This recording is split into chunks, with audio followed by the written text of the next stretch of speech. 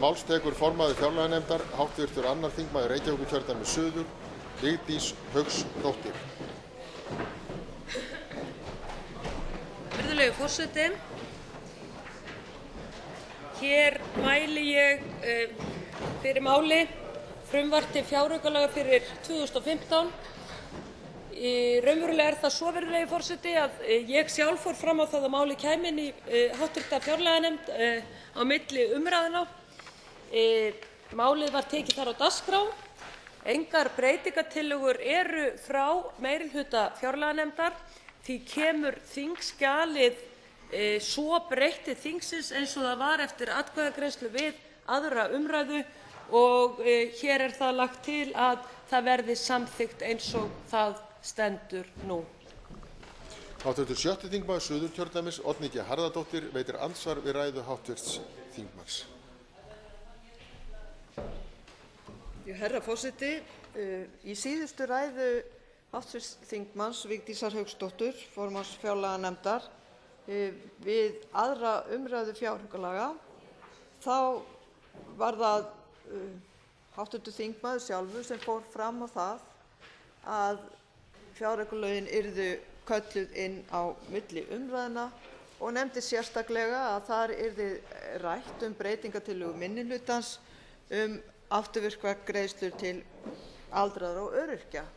Og ég verð að viðurkenna það, herra forseti, að ég var vongóð að í rauninni ætlaði meirihlutinn að taka málið til skoðunar á milli umræðna af einhverri alvöru og svona hélt að einhver hreyfing væri á málinu, menn væri tilbúnir til að gera eitt og annað.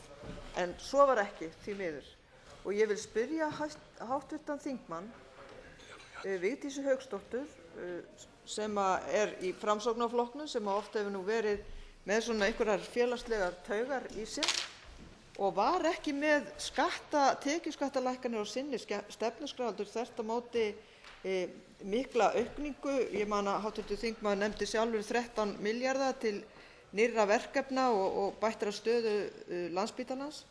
Ég vil spyrja hv. þingmann hvort að henni finnist ekki hvort að þessi félagslega taug í Framsóknarflokknum skjálfi ekki og togni þegar við erum að lækka tekjuskatt á til dæmis okkur þingmenn. Við getum spanderað 6.000 kr. á mánuði meira við skattalækkanir sem var við að samþykkja hér áðan og þegar verið er að halda öldruðum og öryrkjum á árinu 2015 á verri kjörum þegar horft á landið yfir heild og það er óumdeilt. Finnst hv. þingmanni þetta vera í takt við hinar félagslegu áherslur Framsóknarflokksins? Vigdís Hauksdóttir, hv. 2. þingmaður Reykjavíkurkjördæmis suður, svarar andsvari. Virðulegi forseti, ég hef nú svo sem aldrei viljað blanda mér sjálfri hér inn í ræður sem ég held, þannig ég ætla nú að láta því ósvarað hvað lækkanir eða hækkanir þingmannakaups eru, því að eins og allir vita þá náttúrulega tökum við okkar launakjör út frá kjararáði, þannig að það sé bara sagt í eitt skipti fyrir öll. En virðulegur þingmaður Oddný Harðardóttir, hún veit það jafn vel og ég að ég sem formaður fjárlaganefndar stóð fyrir því að taka á móti þeim gestum sem minnihlutinn í fjárlaganefnd óskaði eftir og það voru fulltrúar frá eldri borgurum og öryrkjum og var sá fundur opinn fjölmiðlum í fyrsta sinn í tíð fjárlaganefndar, allavega undir minni stjórn, og ég held að það hafi verið einsdæmi í sögu þingsins.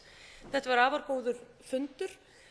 Farið var vítt og breitt yfir málin í 1–2 tíma fyrir opnum tjöldum fjölmiðla, þannig að það höfðu allir aðgang að því sem höfðu áhuga á að fylgjast með umræðunum sem fóru fram á þeim fundi. Nú er það svo, virðulegi forseti, að ég orðaði það þannig að 69. grein almannatryggingalaga er kjararáð eða kjaradómur þessara hópa sem þiggja bætur, vegna þess að það er skýrt ákvæði í þeirri lagagrein hvernig þessar bætur skulu hækka og í forsendum fjárlaga fyrir 2016 var þessi hækkun upp á 9,4%. Þegar ný hagvaxtarspá kom út þá var ljóst að það var meira svigrúm og þessir hópar áttu inni með við það hvernig þeir stóðu þegar fjárlagafrumvarpið var birt.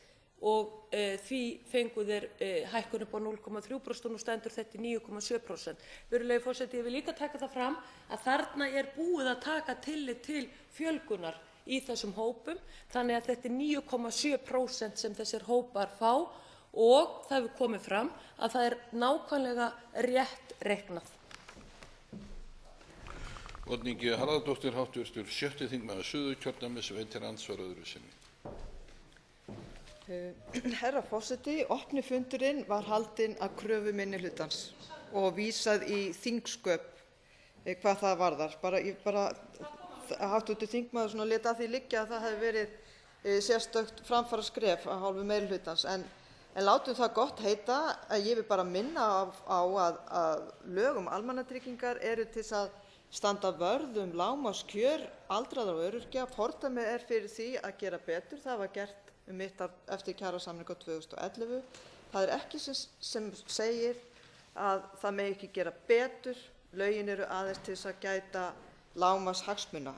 Ég hef aldrei haldið því fram að meirihlutinn hafi reiknað rangt. Ég er aðeins að segja að þetta er of lágt og það er ekki hægt að segja að kjör aldraðra og öryrkja á árinu 2015 og þeirra með lægstu laun á árinu 2015 sé sambærileg, vegna þess að munur á þessum tveimur árstekjum á árinu 2015 er 260.000 krónur. Það eru 260.000 krónar munur. Og á árinu 2016, þegar búið er að hækka um 9,7% sem hv.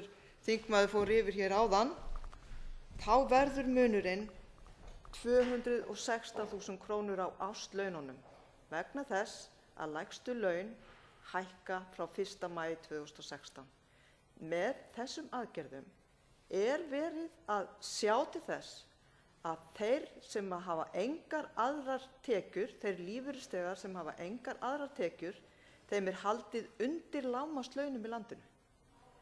Aldraðir og öryrkjar sem ekki geta unnið fyrir sér á vinnumarkaði, þeim er haldið sem fátækasta hópnum í samfélaginu. Það er ekki andi laga um almannatryggingar og það eru þau skilaboð sem við höfum verið að reyna að koma á framfæri og það er reiknistæmið sem við þurfum að láta ganga upp með fjárframlögum hér í þingsal. Hv. 2. þingmaður Reykjavíkurkjördæmis suður, Vigdís Hauksdóttir, svarar andsvari öðru sinni. Virðulegi forseti, það var ágætt að hv. þingmaður Oddný Harðardóttir fór hér aðeins inn í þessa umræðu varðandi lágmarkslaun og bætur. Virðulegi forseti, ég hef alltaf verið þeirrar skoðunar að mér finnst óeðlilegt að lægstu laun og bætur séu sama krónutala. Mjög óeðlilegt. Það kostar að vera í vinnu, virðulegi forseti. Það kostar að hafa börn á leikskóla. Þannig að ég lýsi nokkurri ábyrgð yfir á verkalýðshreyfingu þessa lands að hafa ekki barist betur fyrir kjörum þeirra sem lægstu launin hafa. Því að auðvitað er það svo að þetta kannski stingur ykkur og það vill enginn vera öryrki og það er ekki það líf sem allir vilja. En fjárlaganefnd hefur aðeins verið að ræða þessi mál nú í vetur og verið að skoða það hvað það er óeðlilega hátt hlutfall öryrkja hér á landi miðað við í nágrannalöndunum. Það er hátt í 10% vinnubæra manna skráðir öryrkjar á Íslandi. Mér finnst það mjög óeðlilegt, virðulegi forseti, og við höfum verið að skoða það hvað veldur. Nú í tölum Tryggingastofnunar kemur fram að það liggi á bilinu 9 til 10 milljarðar í svikum í bótakerfunum. Það hefur komið fram hjá ríkisskattstjóra að það liggi 80 milljarðar í skattsvikum í skattakerfinu á ári. Við erum að tala þarna, virðulegi forseti, tæpa 100 milljarða sem skila sér ekki inn í kerfið. Þetta er rúmlega heill Landspítali á ári sem liggur þarna úti í samfélaginu. Ég held frekar að stjórnvöld og stjórnarandstaðan ætti að gangi það með okkur í meirihlutanum að reyna að höfða til samvisku fólks að fara að skila þessu fé til ríkisins svo við getum farið í stórkostlegar hækkanir til þeirra sem þurfa að reiða sig á velferðarkerfið, netið sem er búið að búa til hér á landi og þannig að þeir sem virkilega þurfa og þurfa á þessum bótum að halda geti þá haft það betra. Það er vinn-vinn staða fyrir alla.